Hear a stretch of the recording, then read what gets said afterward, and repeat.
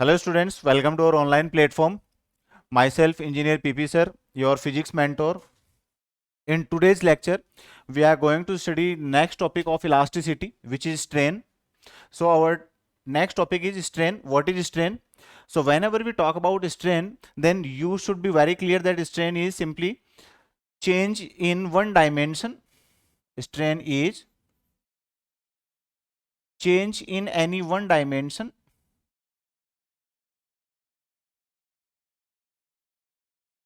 any one dimension with respect to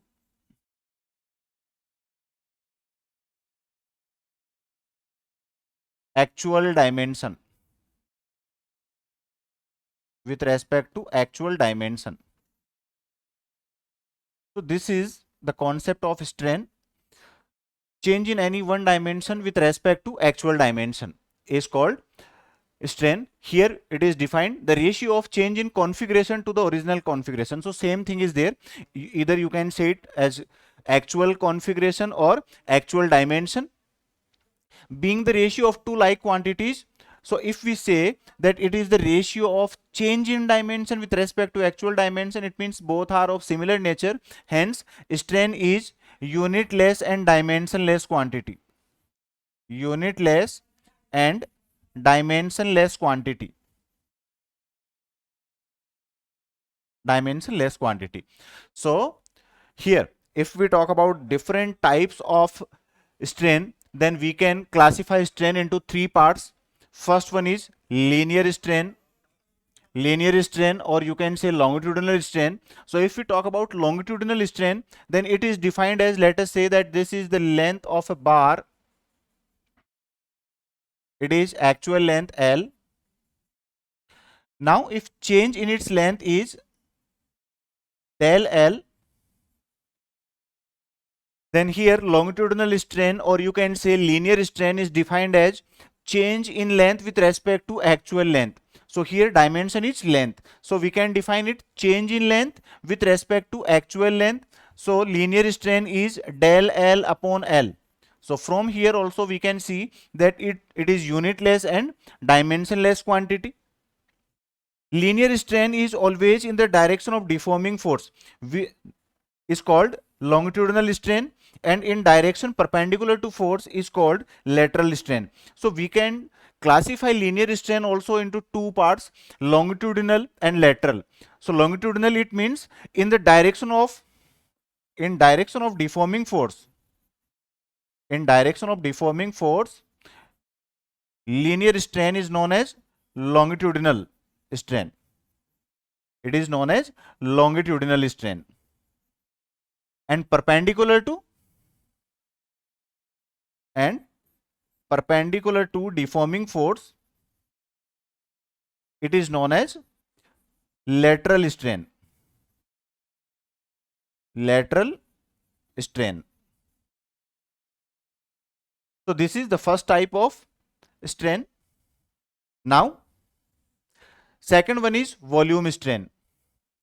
Volumetric strain, it means change in volume. So here you can clearly see by this diagram that if any deforming force is applied on it, then its volume gets changed. Let us say its actual volume is V and change in volume is del V. Then you can say change in volume with respect to actual volume is defined as volumetric strain.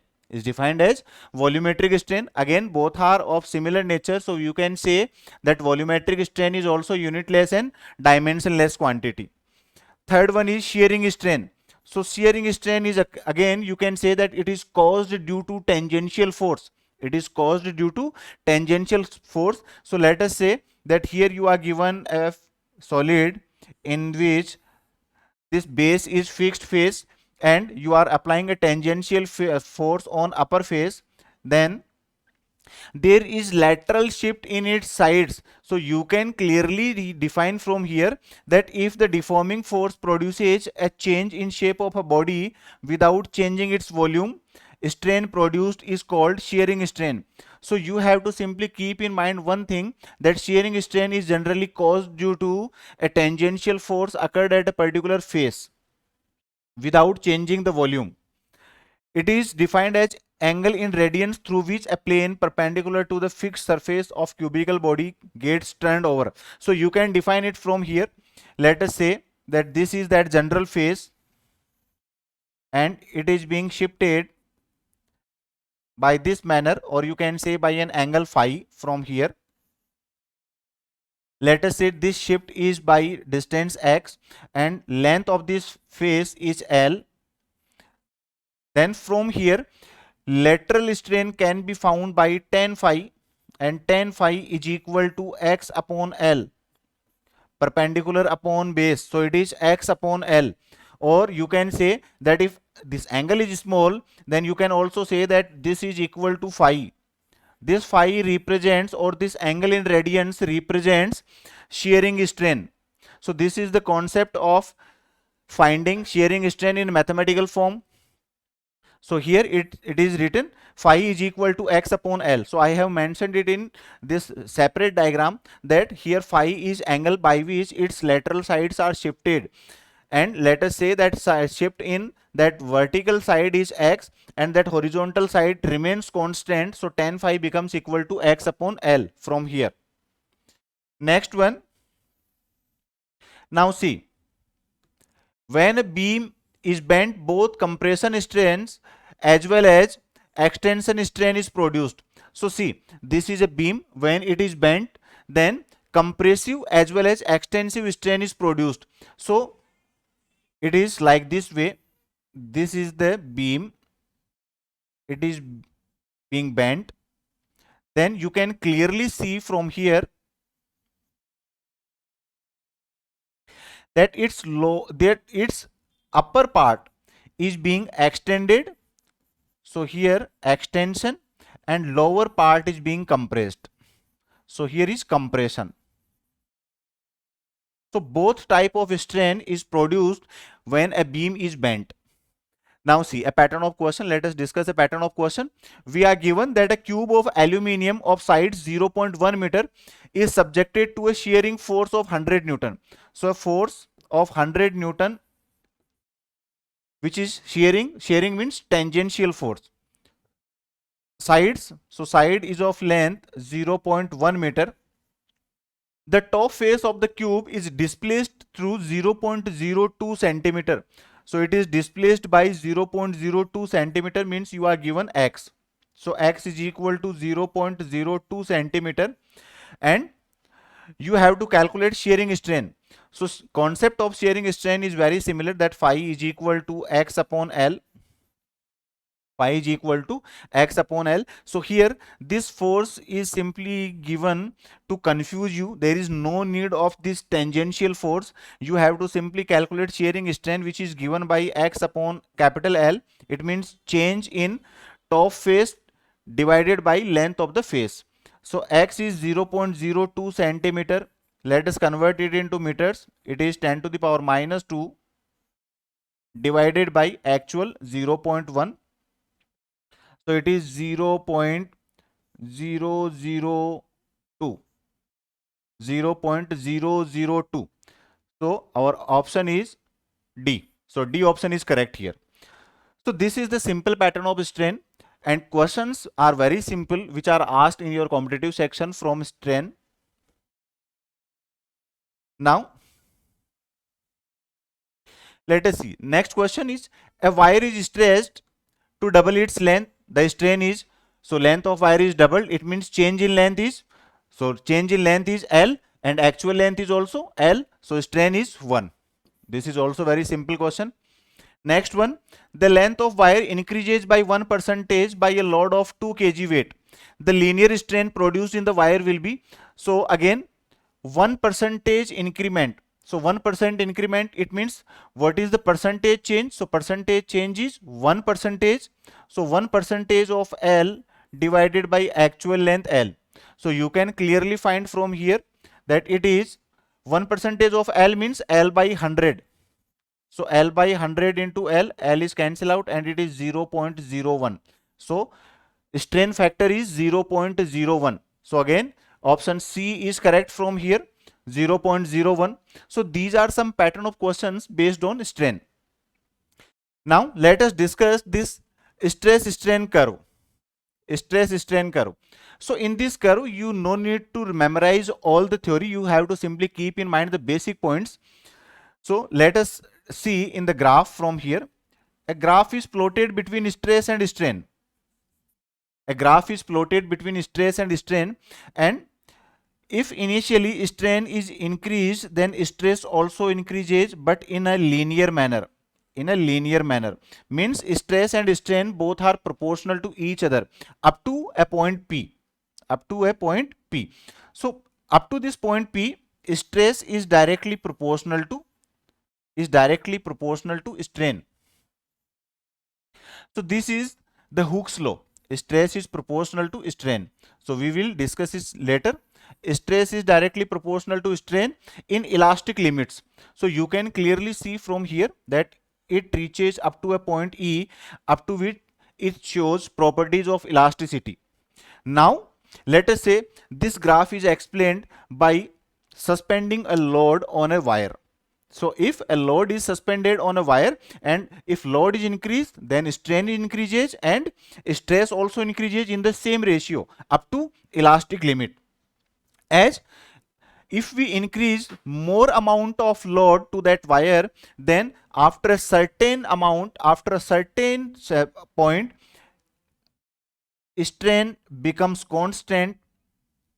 Stress becomes constant and strain suddenly increases. It means length of that wire sudden increases, and in that case it reaches up to a point which is known as plastic region. It means now it has lost the property of elasticity and it has gained the property of plasticity. It means it cannot regain its actual shape and size. And after this plastic region, if that load is removed, now if that load is removed also, then there is no variation in stress, but strain decreases up to a certain extent, and after that a particular process, or after that a particular time, that wire breaks. So that is known as breaking point. So this is the graph which is explained between stress and strain. Now see,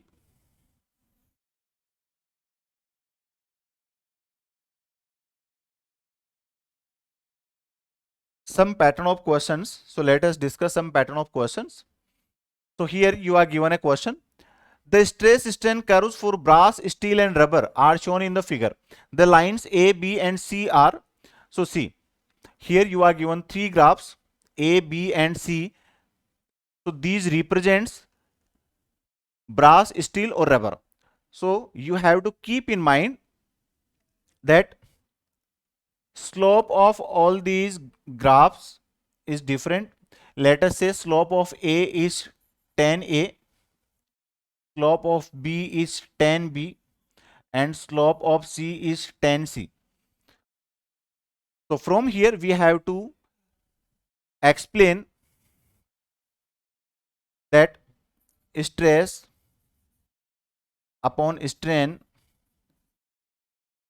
is equal to Y. Y is Young's modulus. Young's modulus of elasticity.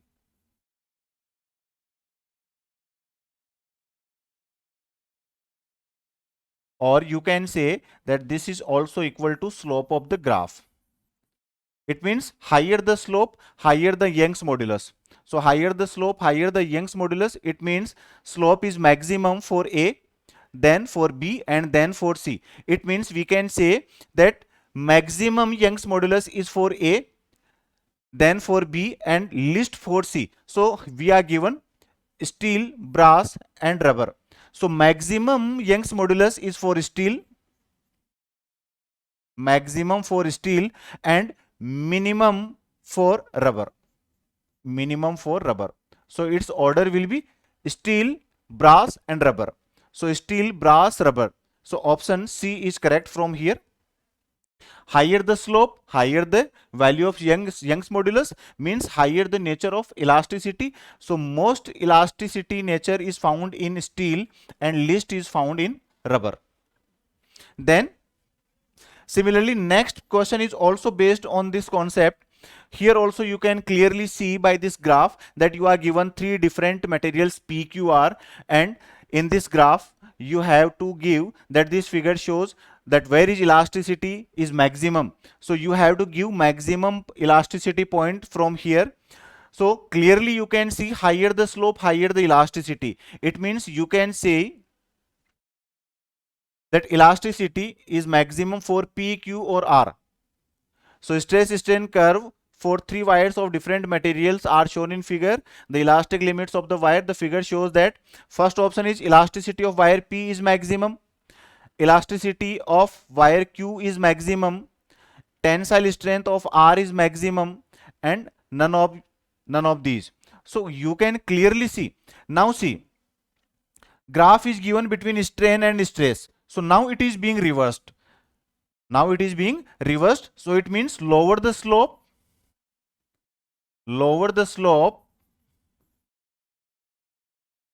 higher the elasticity.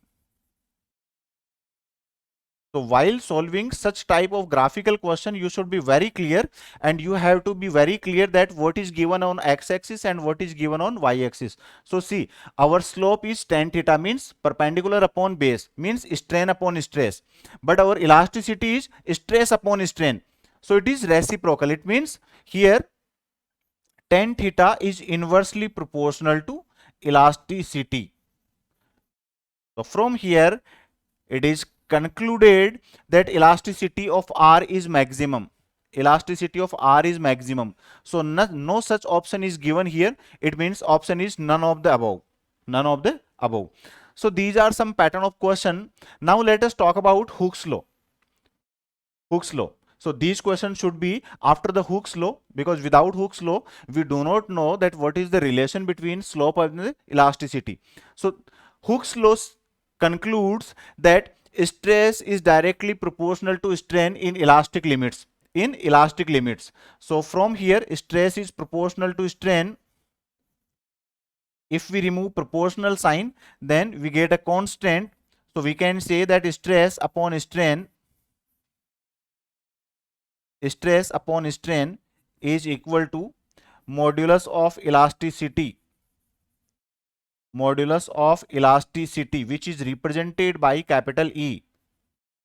It is represented by capital E. So this is the concept of Hooke's law. Constant E is called modulus of elasticity. Its value depends on the nature of material of body and the manner in which body is deformed. So see, this modulus of elasticity simply depends on nature of material used. Its value also depends upon the temperature of the body. Its value is independent of dimensions, means it is independent of length, volume, area, etc. There are three modulus of elasticities. So now see, modulus of elasticity can be categorized into three parts. One is for solids, it is Young's modulus. For solids, it is Young's modulus. So it is defined as the ratio of normal stress to the longitudinal strain. So Young's modulus is normal stress, or you can say longitudinal stress. Now see, you can also say it as longitudinal stress with respect to longitudinal strain.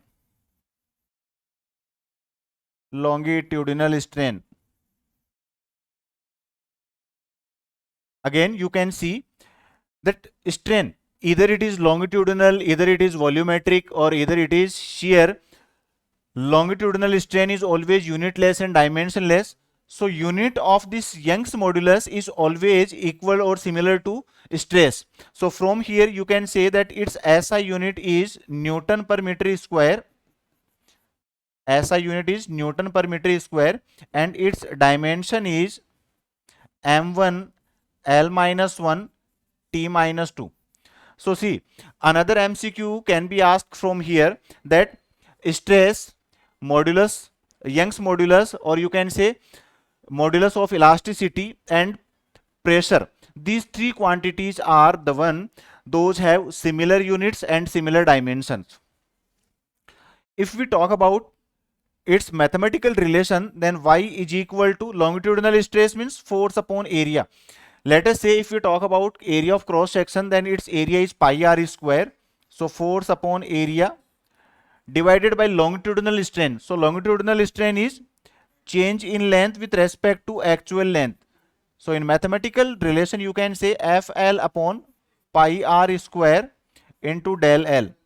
So this is the mathematical relation of Young's modulus. Now see, let us talk about some key points associated with it. If the length of wire is doubled, then longitudinal strength is, so longitudinal strength is equal to 1. It means here you can say that Young's modulus is equal to stress. Young's modulus is equal to stress because strain becomes equal to 1. Now,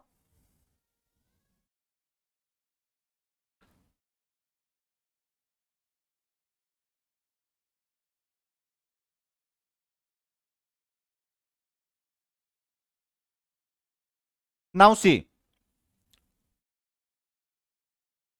increment in the length of wire. So if you are asked increment in the length of wire, then you can simply use this relation. So from here increment is del L. This del L is known as change in length, or you can say increment decrement in the length.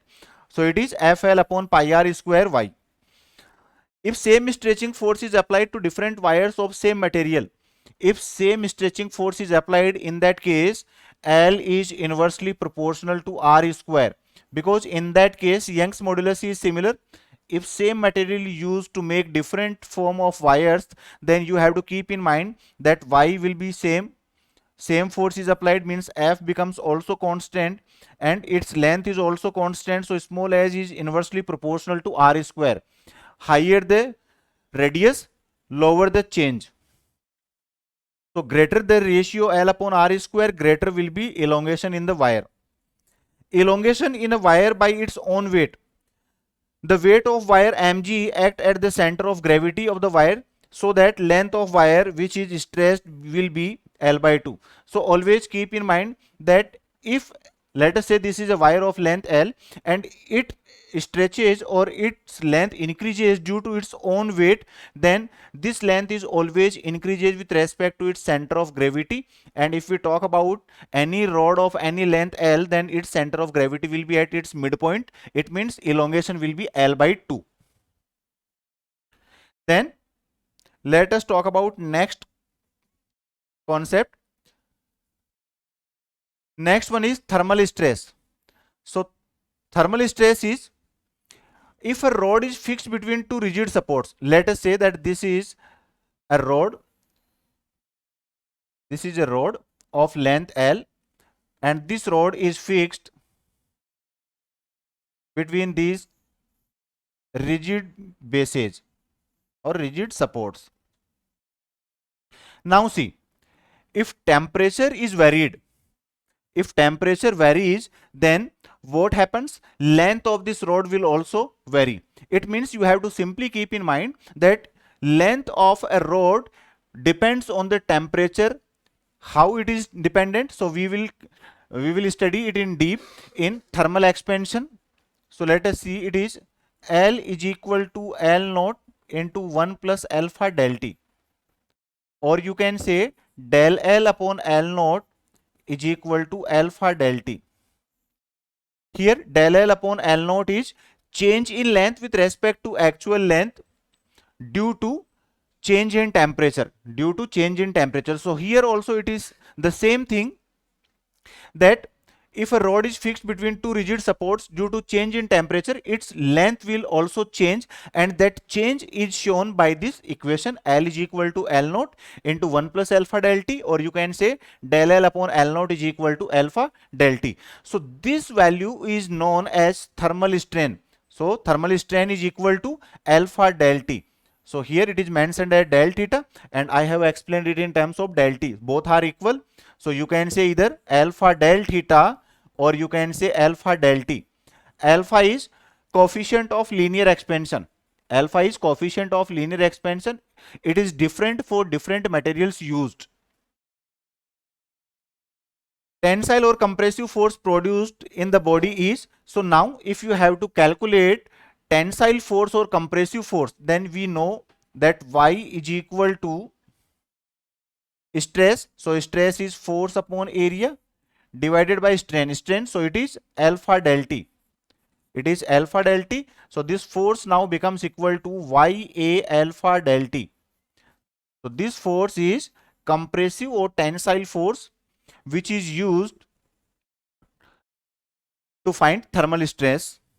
Now see, in case of volume expansion, if we talk about volume expansion, then in this condition, expansion of volume also depends on temperature, and its relation is V is equal to V naught into 1 plus gamma del T. Here gamma is known as coefficient of volume expansion. So you can see that it is del V upon V naught is equal to gamma del T. So here in case of volume expansion, strain will be volumetric strain. So same concept is used. Here it is equal to K gamma del theta or K gamma del T. So K is bulk modulus. Now see,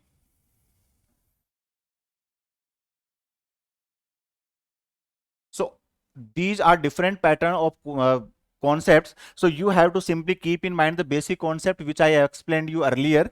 Then you can derive each formulas based on your requirement.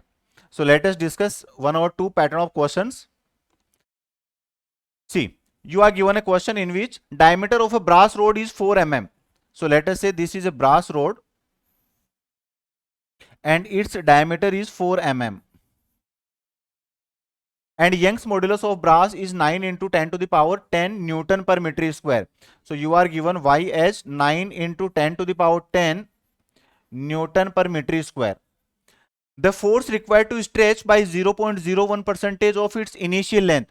So 0.1 percentage of its initial length means 0.1 upon 100. This is the value of del L upon L. So from here you can say that del L upon L is 0.001. 0.001. Now you can easily calculate this relation. This is the amount of strain you have got. So you have to calculate force required. So F is equal to, rather you can say that Y is equal to F upon A into del L upon L. So value of del L upon L is given to us. Area can be find out by using relation A is equal to pi r square. So you are given diameter, so radius is d by 2 means 2 mm. And now you have to do simple calculations. So force F is Y. So Y is 9 into 10 to the power 10. Area is pi. Pi is 3.14. R square means 4 into 10 to the power minus 6. It is in mm. So if you will convert it in meters, then it will be 2 into 10 to the power minus 3 meter. So it is 4 into 10 to the power minus 6, and then del L upon L. So del L upon L is 0.001. So you can say 10 to the power minus 3. So force is 36 into 3.14, or you can say 36 pi. You are given answer in form of pi. So it is 36 pi and 10 to the power minus 6 minus 3 minus 9 and plus 10. So it is 36, 360 pi. 360 pi. So first option is correct. 360 pi Newton force will be applied. Now see one more pattern of question. So here you are given that a wire of length 2 meter is made from 10 centimeter cube of copper. A force F is applied so that its length increases by 2 mm. Another wire of length 8 meter is made from the same volume of copper. If the force F is applied to it, its length will increase by. So see, in both the cases, same amount of force is applied on it, same material is used. It means here small l is inversely proportional to L square, or you can say that del L is proportional to L square. you have to simply find change in length. So del L1 upon del L2 is equal to L1 square upon L2 square. You have to find change in length of second wire. It means del L2. So del L2 is equal to del L1 change 2 mm. So it is 2 mm into length of second wire square. So 8 meter. So 8 meter square divided by length of first. A wire of 2 meter is made from 10 centimeter. So it is 2 meter. So 2 square.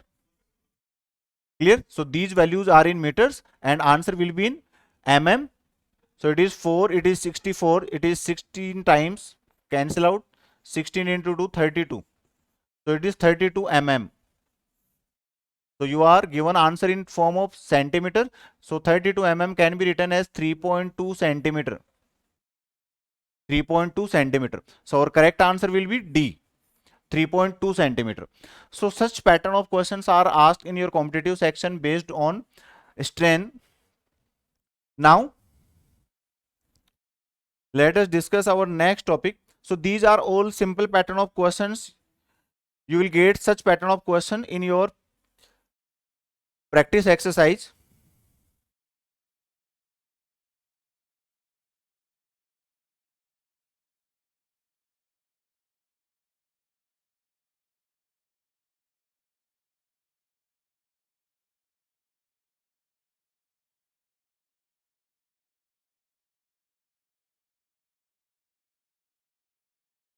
Now see our next topic. Our next topic is work done in stretching a wire. Work done in stretching a wire. So in case of elasticity, whenever any wire is stretched, then work is done due to that stretching. So if we say that in stretching a wire, work is done against internal restoring forces. So you can clearly see that work done is integration of F dx, or you can say F dr. Here these F are restoring forces. This is restoring force. So this restoring force may be defined in terms of Young's modulus. So see from here, Young's modulus is Y is equal to F upon A into del L, or let us say it is small l upon capital L. So this is the concept of it. Now if you have to calculate work done, then you can clearly see it from here that it is F is equal to YAL upon capital L. YAL upon capital L. So see, work done is W is equal to, this is the value of force. So it is YA upon capital L, which is constant, and integration LDL. Integration LDL, we have to do work from stretching it from initial value 0 to, let us say, capital value capital L.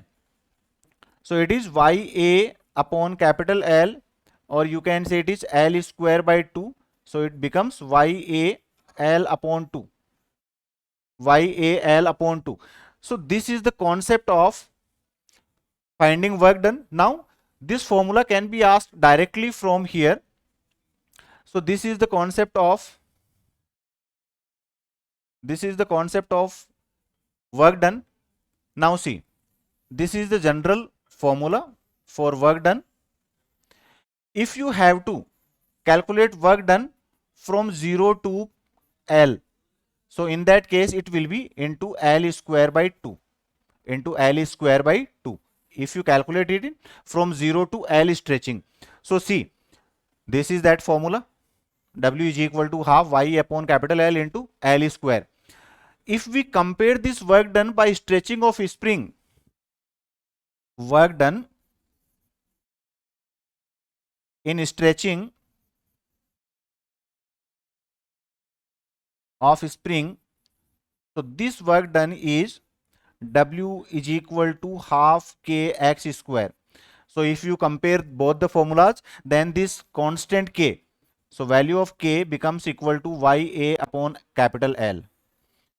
Numerous questions are asked based on this formula. K is equal to YA upon capital L, or in other forms, these formulas can also be given as, see, half F upon A. Our formula is F upon A into L upon capital L. So you can say half into, so W is equal to, one formula is half into stress into strain. Half into stress into strain. Next formula,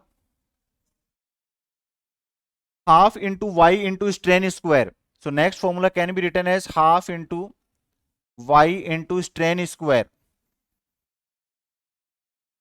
So if you know the basic formula, which is half into stress into strain, then you can convert this formula in any other ways in respect of Young's modulus, with respect of Young's modulus and strain is with respect to Young's modulus and stress.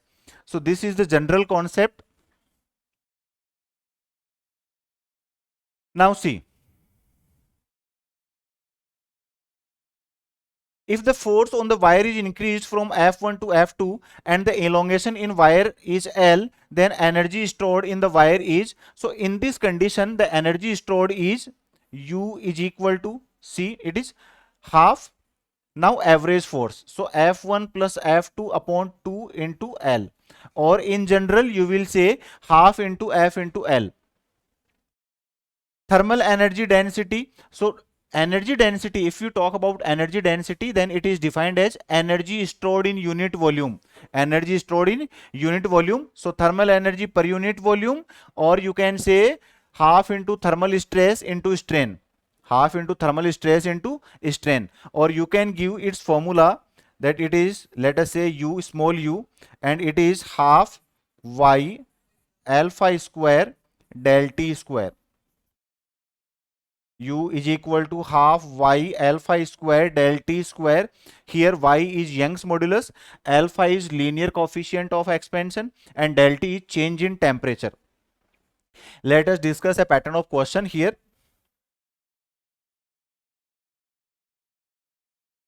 So let us see, we are given a question. A wire suspended vertically from one of its ends is stressed by attaching a force or weight of 200 Newton. Let us see, this is a wire, and here a force of 200 Newton is applied to its lower end. The weight stretches the wire by 1 mm. So now its length increases by 1 mm. So this change in length is 1 mm. Means you are given del L. Now, then the elastic energy stored in the wire. So you have to find elastic energy. So elastic energy is U is equal to half into force into length, or you can say change in length. So it is half, force is of 200 Newton and change in length is 1 mm. So 1 mm means 10 to the power minus 3. So potential energy is 0.1 joule. Potential energy is 0.1 joule. So option number A is correct. So that's it for today. In today's lecture we have completed our main portion of elasticity. In next lecture we will talk about fluid mechanics. So that's it for today's lecture. Questions based on elasticity will be provided in our DPPs. You can practice these questions which are based on the pattern of questions I have explained in here lectures. So that's it for today. Let us meet in next lecture. Till then, thank you for watching the video.